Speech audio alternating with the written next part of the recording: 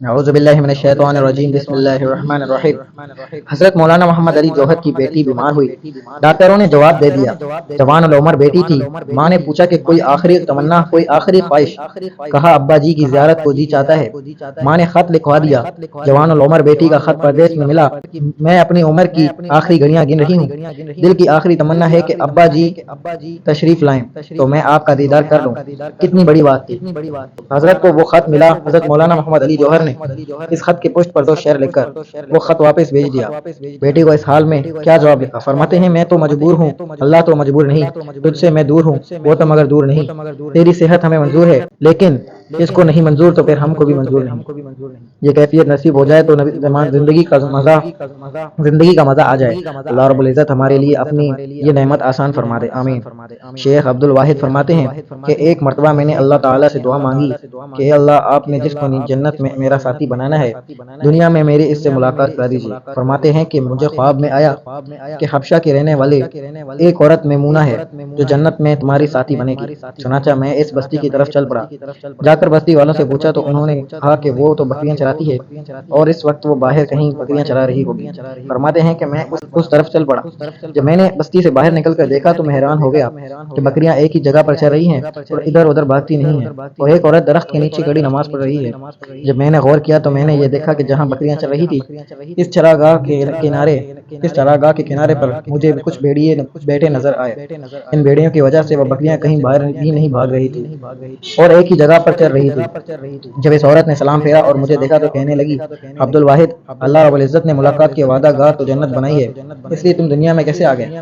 میں نے کہا کہ میں نے دعا مانگی تھی تو اللہ رب العزت کے ہاں قبول ہو گئی۔ البتہ اب میں آپ سے ایک بات پوچھنا چاہتا ہوں کہ میں نے ایسا منظر تو کبھی نہیں دیکھا کہ آپ نماز پڑھ رہی تھی، بکریاں چر رہی تھی اور بھیڑیے بیٹھے ہوئے تھے اور وہ بکریوں کو کچھ کہہ نہیں رہے تھے۔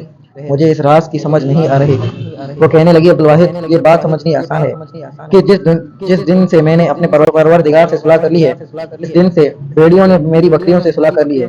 تو معلوم ہوا کہ اے بندوں، تم مجھ سے صلح کر لو، میں مخلوق کی تمہارے ساتھ صلح کرا دوں گا۔ ایک مرتبہ ایک مسلمان اور ایک عیسائی رفیق سفر بنے، چونکہ دونوں کو ایک ہی منزل پر جانا تھا، لہذا سوچا کہ اکٹھا رہنے سے سفر اچھا گزرے گا۔ ابھی منزل پر پہنچنے میں 2 دن باقی تھے کہ دونوں کا زاد راہ ختم ہو گیا۔ آپس میں سوچ بچار کرنے بیٹھے۔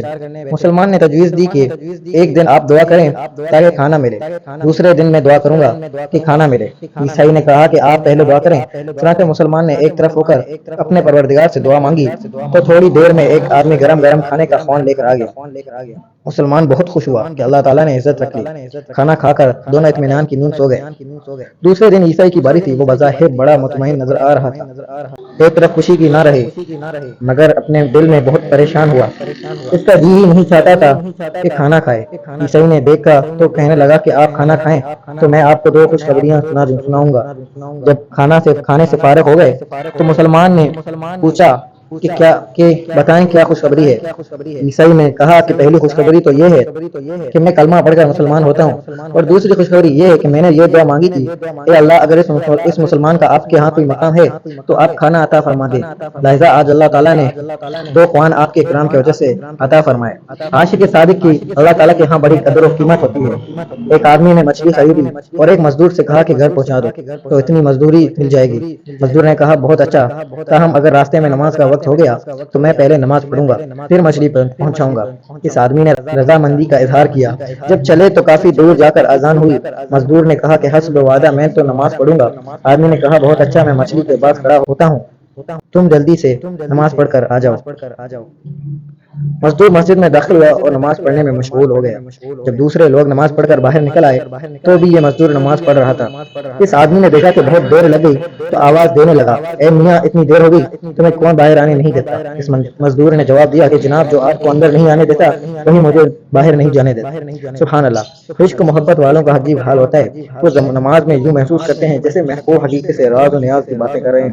اگر ویڈیو تھوڑی سی بھی پسند آئی ہو تو ویڈیو کو ایک لائک کر کے چینل کو سبسکرائب کر دینا اور بیل آئیکن ضرور پریس کر دینا تاکہ ہماری نئی ویڈیو آپ تک ضرور پہنچے۔